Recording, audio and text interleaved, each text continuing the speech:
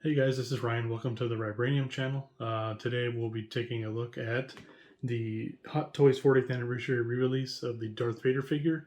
Hopefully you guys are fans of the dark side because we're going to be checking out this Sith Lord and all the stuff that it came with. The cool thing with the 40th anniversary figure is that it is actually packaged similar to the old 80s Kenner style packaging. So you can see the figure inside and everything. I believe the Boba Fett 40th anniversary release also is in this style of box.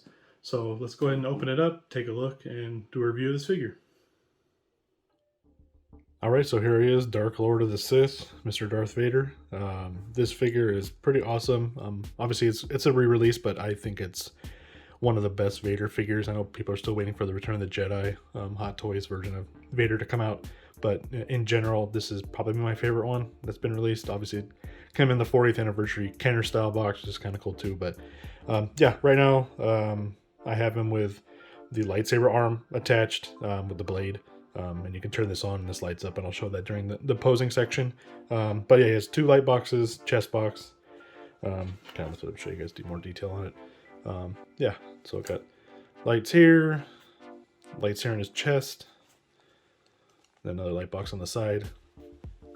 Then you got detail of his face, which is really super detailed. And then his helmet does come off. It's attached by a magnet. The problem is it doesn't stay attached super well. If you're moving him around, it does fall off, but I mean, it's not too bad. Yeah, you can see the detail. And you got the back of his head here. Thanks, Obi-Wan, for all this stuff. Yeah, it's really cool. And then the helmet itself, you can see where it attaches. Just put it on top. Snaps down. It's got his cape, which is actually really nice. It's pretty wide, big, covers a lot. And then he has the other part of his cloak in the front. And I'm not sure if his belt comes off. I don't really want to test it, but it can move around, and these things do attach to it. But yeah, overall, I think it's a really cool figure. It does have good posability in his elbow joints, at least, for doing some swing motions.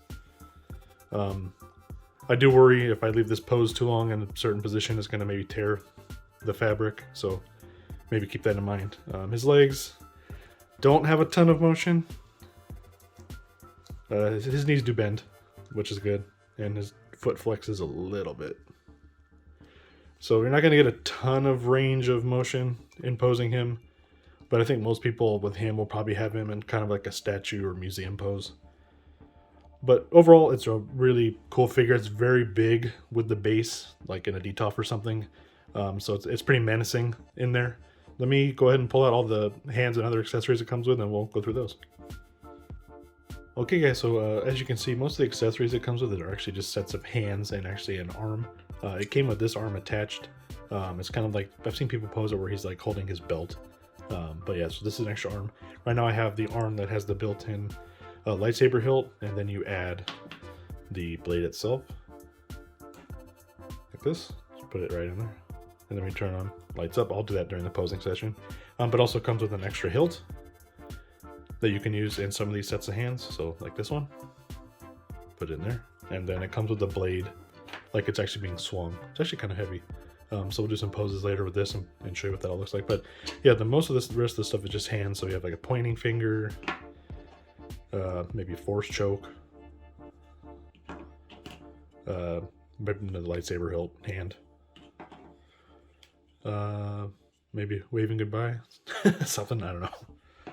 And then this is probably more like a force choke. So yeah, let's set up the stand, the base, and do some shots of the figure in total with the lights on and everything, and show you guys what it looks like.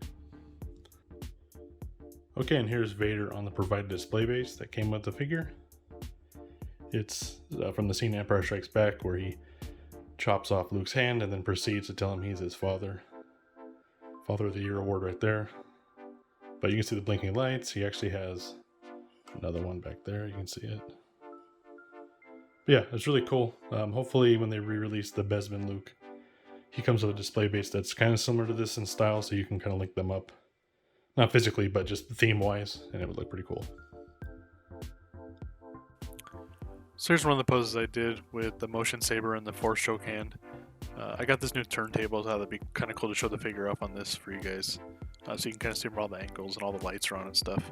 While I was doing this, I kind of thought it'd be cool to use my Philips Hue lights and kind of throw this red light on the figure.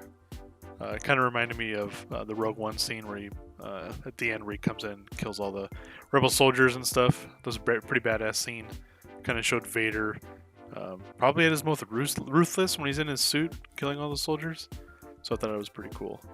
And then yeah, kind of zooming in closer to see the detail with the lights and stuff. You can see all the detail of the light box and his chest piece, the cape, and the saber. It's a really cool figure. It's definitely worth the price. Hopefully you guys are able to pick it up. If not, I think it's still available on Sideshow, but it's definitely worth picking up, especially if you're a Star Wars fan or a Darth Vader fan.